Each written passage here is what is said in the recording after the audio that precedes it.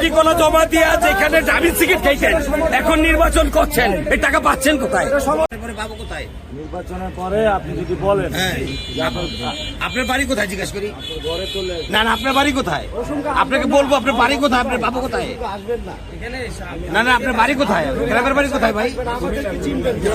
কুমিল্লাতে ঢাকা কিভাবে আসলেন? না না, ঢাকা কিভাবে আসলেন? উনি তো চাপাশের মতো কিশোরগঞ্জে ঢাকা কিভাবে আসলেন? আয়স্য কোথা থেকে নির্বাচন করলেন? আয়স্য কোথা থেকে? আয়স্য কোথা থেকে? ঢাকা শহরে রাজনীতি করতে? না না, আরে কি করেন? আয়স্য তো আছে, কোথায় পায় সে আয়স্য? ব্যবসা করে, ব্যবসা করে তারপর ব্যবসা প্রতিষ্ঠান থেকে আসতো। আরে ভাই, ব্যবসা করিনি, ব্যবসায়ী কোথা থেকে? সাধারণ মানুষ দেখলাম না তো, সাধারণ মানুষ দিতে হাদি ভাইকে টাকা দিতে দেখছি, ওনাকে টাকা দিতে দেখি নাই। আমরা হাদি ভাইকে টাকা দিতে দেখছি, আমরা রাস্তায় হাঁটলো হাদি ভাইকে টাকা দিত, আপনাকে টাকা দিতে দেখি নাই। হ্যাঁ, অটো টাকা দিচ্ছে, এই চাঁদার টাকা, এদিকে চাঁদার টাকা দিচ্ছে ওনারে। আরে তোলে টাকা দিচ্ছে না কেন? কিসের টাকা দিচ্ছে? কিসের টাকা দিচ্ছে ওনাকে আমাকে বলেন।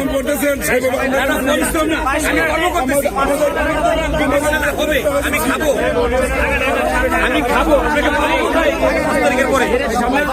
আপনি রুটি কলা জমা দিয়ে যেখানে জামিন সিকিট খাইছেন এখন নির্বাচন করছেন, এই টাকা পাচ্ছেন কোথায় আমাকে বলেন। হ্যাঁ বলেন, আপনি তো 2 মিনিট বলছেন। হ্যাঁ বলেন, আমরা 1 মিনিট বলেন। আমি জন্মগ্রহণ করছি চাঁদপুরে। হ্যাঁ বলেন, আমার একটু বলতে দিয়ে। হ্যাঁ বলেন। তারপরে পড়াশোনা করছি ঢাকা বিশ্ববিদ্যালয়ে। ঢাকা বিশ্ববিদ্যালয়ে আমি তো ঢাকা বিশ্ববিদ্যালয়ে আসার আগে যখন ইন্টার পাস করছি, ইন্টার পাসের পরে আমি ঢাকা কোচিং সেন্টারে আসছিলাম কোচিং করতে। তখন আমাকে জেলে নিয়ে গিয়েছিল, 3 মাস জেলে ছিলাম। আমি তো ছোট মানুষ ছিলাম তখন, আমি তো এই রাজনীতি এগুলো কিছুই বুঝতাম না। পরবর্তীতে যখন ভার্সিটিতে আসলাম, আসার পরে হলো ছাত্রলীগ আমাদের এক রুমে রাখতো, যেখানে হলো 4 জনে।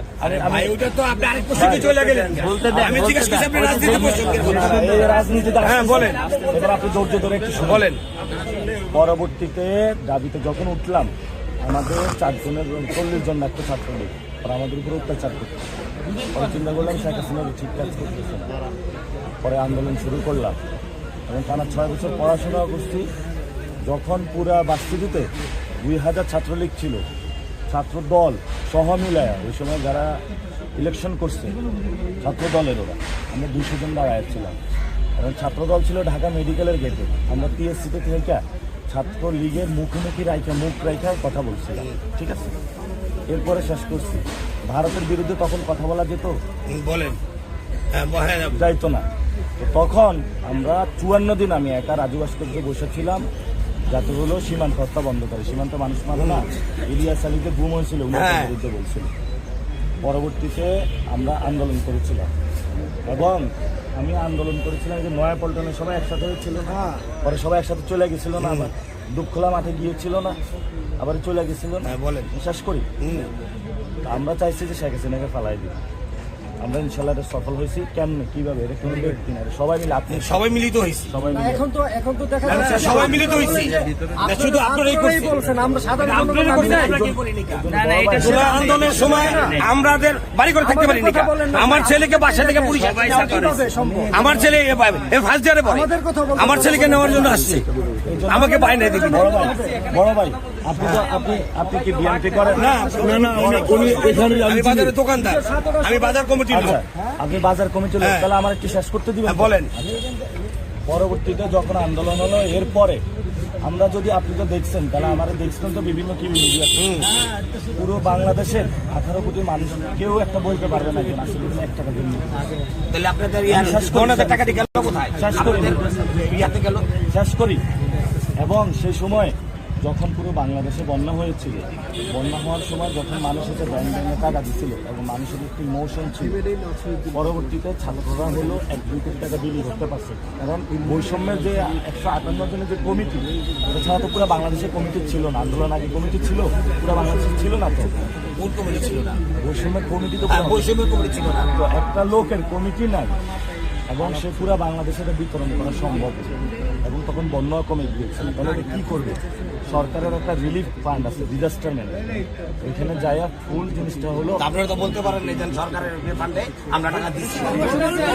শেষ করে বড় ভাই আপনি যখন ইয়েছিলেন কথা বলেন, আমি বড় ভাই 5 জন 10 জন কথা কন, এটা তো মনে করেন যে আগে থেকে কাউন্টার দিচ্ছেন।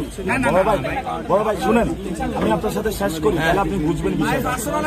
তারপরে হলো ভাই পার্সোনাল অ্যাটাক তাকে বলি করি দেয়, কখনোই পার্সোনাল অ্যাটাক করি দেয়। আপনারা করতেছেন, আপনারা করতেছেন ভাই, আপনারা করতেছেন, আপনারা করতেছেন, আমি করতেছি না। বড় ভাই শুনবেন, তারপরে হলো আমরা সেখানে জমা দেওয়া হয়েছে, আমাদের সরকারি ফান্ডে দেওয়া হয়েছে। এটা জনগণের আমি শেষ করি ভাই। তারপরে একটা সংবাদ সম্মেলন করা হয়েছে থার্ড পার্টি অডিট ডিপার্টমেন্ট দিয়ে, যারা ডেবিট ক্রেডিটটা মিলিয়ে দিচ্ছে, কোনো প্রবলেম হয় না। অনেকেই আওয়ামী লীগের অনেকেই বলছে বন্যার টাকা দেবে। এখন সাধারণত ফেসবুকে যখন একটা জিনিস ছড়ানো হয় তখন এটাকে সাধারণ মানুষ এটা দেখে সে হলো ইয়েটা করে, প্রোপাগান্ডাটা করছে আওয়ামী লীগ। ঠিক না? এখন এটা তো অনেকে বায়াসনেস হয়ে গেছে।